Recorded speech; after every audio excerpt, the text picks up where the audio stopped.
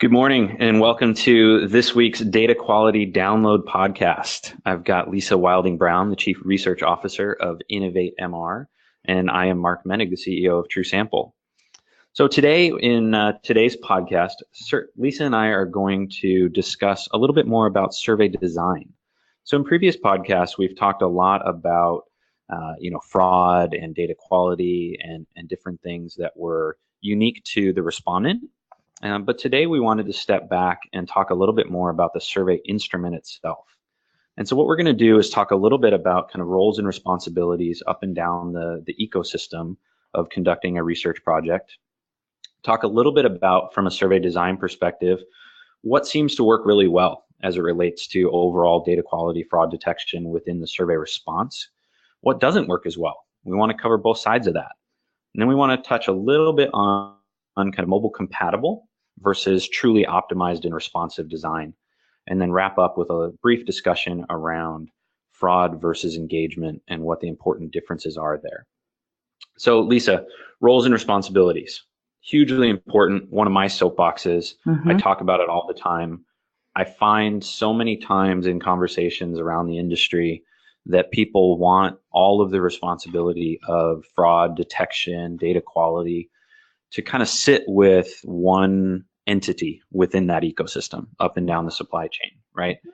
I know you agree with me on this, and it's really not possible to do that because it really needs to be a collaborative effort involving everybody in the research ecosystem, from the end client brand themselves that is ultimately commissioning the project, the research firm that they're working with, the sample provider or providers that are providing sample, the survey hosting and programming company, depending on how that's being done. So the actual survey tool itself, each of those has a component to understanding and evaluating and eventually optimizing data quality and fraud detection.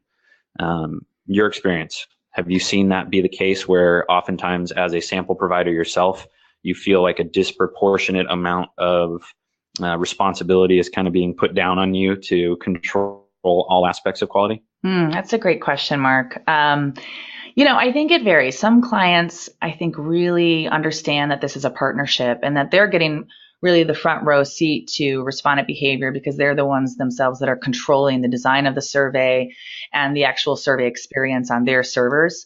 And then there's definitely other clients that I think, really expect that the sample will be 100% clean, and that there really shouldn't be a situation where they're rejecting any of their completed interviews due to a lack of engagement or fraudulent activity that might be showing itself within the survey. So it really varies from client to client. I can tell you I love it when a client wants to really partner with you and is very educated about the landscape that we operate in. But there's certainly, I think, a need for more education, more communication, and just general knowledge about what's out there and how they, as a survey author, can really help, I guess, push the cause forward and figure out a solution.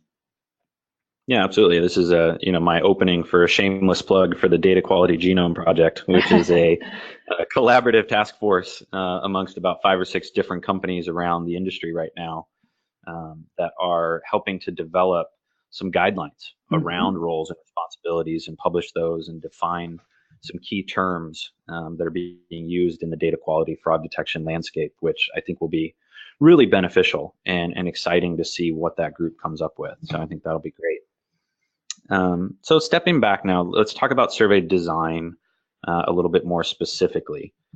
You've had a lot of experience over the years in the industry dealing with survey design and really kind of developing that instrument that is ultimately collecting responses and delivering the insights and the analysis and those types of things. High level, right? Because we don't have a ton of time and we could probably talk for days about this, but in your experience, what works well? And then balance that with what you've seen not work as well from design choices within the survey that lead or kind of detract to overall data quality and fraud detection. Sure. I mean, I'll start with what works really well. I think, and again, it's obvious, right? I probably am not telling you things that you don't already know in terms of keeping the survey really short and simple. using very clear, concise wording. In fact, I started my career at a full service company, and one of the things I learned in my questionnaire training over 15 years ago was write the survey as if you're writing for a fifth grader. And I know it sounds kind of weird, but if you write in a really simplistic language, then you are mitigating the risk that some folks may not understand, or kind of if you write very text heavy and you put a lot of words on the screen, it can be very overwhelming, and it helps to contribute to respondent burden. So really clear, concise language, being mindful of the length of interview time. So really trying to keep that survey under 20 minutes, 10 minutes if you can, but I'm a realist as well. But I've seen surveys that are 45, 60 minutes long, and, avoid things like, really intense grids that require a lot of scrolling. Stick to a list that only has maybe 10 to 15 attributes in it versus a list that has 50 to 60 attributes, which is something I have seen in the past. Sure. Using one screen per question. Don't bank several questions onto one screen, because that can be very overwhelming and provide a lot of visual clutter for the respondent. And so I think, those things are things that you really want to avoid. Things to do, is just obviously, have it really clear and concise. And there's some actual technical things that you can do that really, I think, are very effective. So there's something called a honeypot, which is a hidden question that your programmer can put in your survey, and to a real human, a real respondent, they won't be able to see that question, right? It's a hidden question. But to a bot, a programmatic script that potentially could be running through your survey, they're not able to differentiate what is visible and what is hidden. And so if they populate that question with real data, then you know that that's actually a programmatic script and a bot and not a real person. So that's a really great strategy. Another great strategy is just looking at the length of interview time that a respondent takes to complete the survey and comparing that against the rest of the sample population that's participating in the survey. I will say that's not always 100% foolproof. We have seen an insurgence of respondents, whether they're collaborated go to fraudulent networks or bots themselves that are able to mimic and take 20 minutes, in quotes, to complete a survey. So they don't stand out like they used to. I mean, back in the day when, programmatic scripts really came to light in the, early inception of online research, we would see bot activity and be able to pick it out straight away because it was like a completion time of less than 1 minute. Nowadays, we see that, that type of scripting can really mimic the behaviors of a real person. So it makes it a little bit more kind of nebulous or difficult to discern, good versus bad. I'm a big fan of page by page, kind of looking at length of time as opposed to just focusing on the overall interview. Just because there's so many questionnaires out there that are designed in ways that lead to very different length of interviews, just based on the path through the survey. Or, we're all pretty familiar with the question that says, which of the following brands are you aware of? And depending on how many you select on that question, it dictates, a set of follow-up questions per brand. And so you get those very differing lengths of interview at the, kind of overall level, and why it can be very important to look at the individual page by page kind of length so that you can understand those different paths through surveys, kind of apples to apples still. No, that's a great recommendation, Mark, and one that I really stand behind as well. I think the last one for me in terms of really positive things that you can do to help is to leverage what I refer to as red herring questions or trap questions. I am a huge believer in what I think is kind of an old school strategy. It's not super technical, but it is so effective. And what I see today is a lot of people are trying to implement this strategy within their survey, but they're actually not doing a good job. And what I mean by that is they're either presenting questions that are too simple or too complex. And so just to kind of break it down really quickly in terms of the different types of red herring questions, there would be your instructional red herring. So this would be like, select the image that shows a book, and there'd be, a JPEG of a book, and then you kind of have to choose, among maybe 5 different choices. Very simple strategy, and one that bots and fraudsters get through with ease. So not effective. Number 2 would be like a skill-based question, like what is 2 plus 2? Again, too easy. And the fraudsters and bots will definitely be able to navigate successfully through that question. Another one is an honesty-based question. I think you alluded to this a couple minutes ago in terms of like using questions that sort of look for the liars. So an example would be, what brands are you aware of? And then having a list of real well-known brands, and then having, some attributes or responses in there that are not real brands. Sure. That's actually a really effective strategy. And you can tell the fraudsters will sort of over-select. So you could have checks at a question, if there's 10 different choices and they select all 10, then not only are they choosing brands that don't exist, but they're really just trying to be whatever you want them to be. And so that's a really a great strategy. And the last one that I really love that I think is very effective, especially in the realm of B2B research, are knowledge-based questions. So this is really getting to the heart of people's expertise and their experience. So if you're interviewing people that are responsible for, a CRM platform, and you provide responses to real CRM platforms, and then you throw in some fake names, and they're, selecting the fake names, number one, they're not honest. And number 2, they're not CRM experts. So that's been a really great strategy for me. In fact, we've developed literally thousands. I have like a mega library of red herrings, and we do a lot of internal R&R on this, because what we found is when we have really easy questions, they just don't do the trick. And so that's something that's super effective, and one that I really recommend. The key, and I'll say this and leave it here, is be mindful of where you put it in the survey. Don't rely on one question to sort of be your make or break moment for a respondent.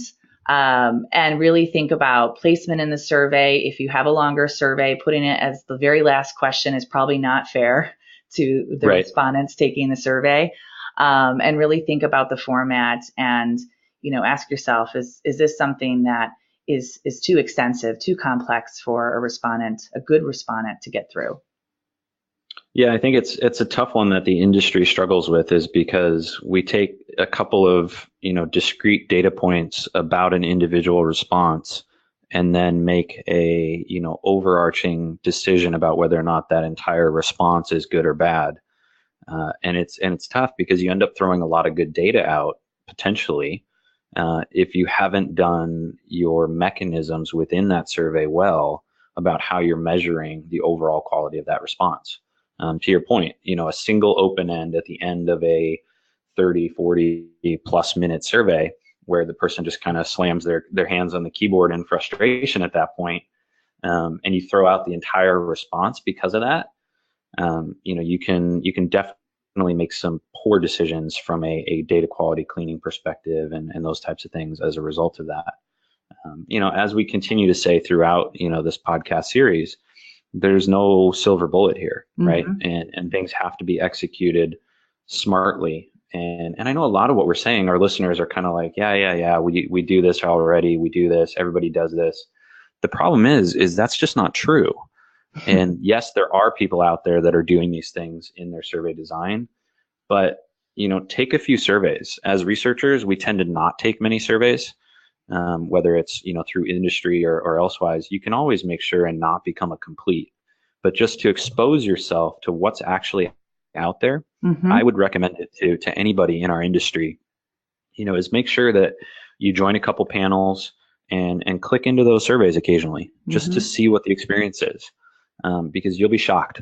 I guarantee it. I would put absolute money on the table to people that they won't, at least 1 out of 5 times, find some just absolutely egregious survey design decisions that were made, that really have no thought to the respondent experience and how the design elements are contributing or detracting from, the ability for that respondent to even provide quality data if they wanted to, type of thing. Absolutely. I mean, I see questions all the time that are like double-barreled questions, meaning they're asking you more than one question in one experience. And then also, I see a lot of surveys that are not quite mobile responsive. So there's a difference between, this kind of gets into our third bullet point, Mark, right? Absolutely. There's surveys out there that are really well designed for both desktop as well as a mobile audience. And I would say at any given time, probably over 50% of the average panel is coming from a mobile device. And that's the world we live in now, right? The penetration rates among mobile smartphone owners is through the roof. So expect a mobile audience, especially for millennials, Hispanics. Some of these key demos are really using mobile at a very high rate. And unfortunately, I'm still seeing a lot of surveys that, maybe in quotes, I'll put compatible, or the author may think it's compatible because they're using a programming tool that kind of renders for a mobile audience, but the design itself is not for a mobile audience. And it's just because you can make a grid show up nicely on a mobile device doesn't mean that the respondent wants to take 60 grid-based questions, regardless of the device that they're on. Yeah. And so that's the challenge, is I think, and we've been talking about mobile for years, and I think we'll probably continue to talk about it, but I do see that, and we'll advise clients, hey, we tested through this survey, we really don't think it's appropriate for a mobile audience. And I've had clients say to me, I really need those younger demos, and so let's open it up to the mobile audience and see how it goes. And you have to be mindful, like, it's not just thinking about this survey and having that short-sighted strategy. It's really about thinking long-term in the overall universe of people who are even willing to take surveys. And, it's something that you and I are very passionate about. We talk about it a lot, and I know others in the industry are very passionate about it as well. In fact, I'm going to be presenting in a couple weeks down at the ILC in Palm Beach. If of course, hopefully down there in Florida, they're doing okay and recovering well. And that conference is still on. But myself, as well as several other companies, participated in some research on research this past summer for both qual and quant in partnership with the GRBN. And we're going to be presenting on, all various sort of tips for survey design and creating a better experience for survey participants. So I'm really excited about that. I think it's just a matter of keeping the dialogue going, working on education and communication, and hopefully as an industry we'll continue to make improvements in this area, because right now it's a pretty dire situation. We really need to change the focus and fix these things. Where we really hurt ourselves is if we stop talking about it. Mm-hmm. And so I hope, if nothing else, that's part of what this podcast series and the dialogue that you and I have, I hope it does that, if nothing else, is really just helps to keep the conversation going. So just to wrap up for this week's podcast, let's get a little philosophical here, just to kind of close things out.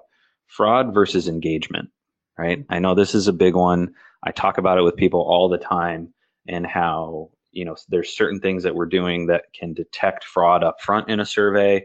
There's certain things that we can do to detect fraud within a survey. And I feel like, though, people forget about otherwise good people, Jane Doe, John Doe, that live in the country that they're supposed to live in. They're using a legitimate device, and they still provide what's thought to be a bad response, bad quality data. Is that fraud, though? Mm-hmm. Or is that unengagement? And what does the survey design contribute to that engagement or lack thereof, right? Mm-hmm, mm-hmm. Yeah, it's a tricky question to answer, because I think the lines between blatant fraudulent activity and a lack of engagement are very blurred. And oftentimes clients will look at an open end response at minute 45 and they'll be gibberish, just sort of random keystrokes, or maybe one worded kind of response. And they'll jump to this conclusion that this is a bad respondent and I don't want their data. And they've just invested 45 minutes into your survey.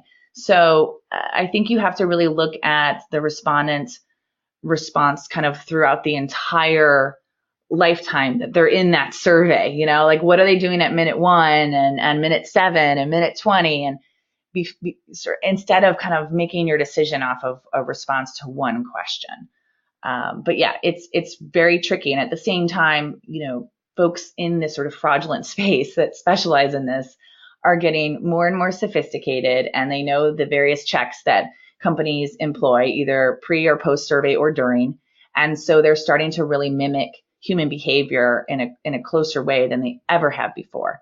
So it makes it very difficult, as researchers, to be able to say without a doubt and really look at it in a very kind of binary way that this person is good and this person is bad.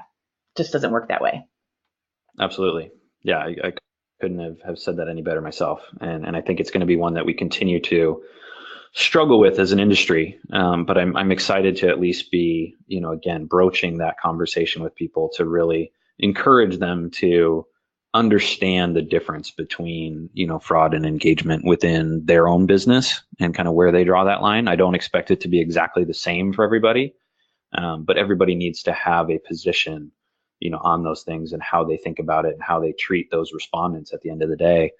Because this all boils down to a limited pool of respondents that are willing to provide data in the ways that we're asking them to. And that's really an asset that we need to, as an industry, preserve and protect, so to speak. So, absolutely. Well, Lisa, this has been great. Thank you so much. And that's pretty much a wrap, as they say, for this week's Data Quality Download with Lisa and Mark. And we look forward to talking with everybody again soon. Thanks, everybody.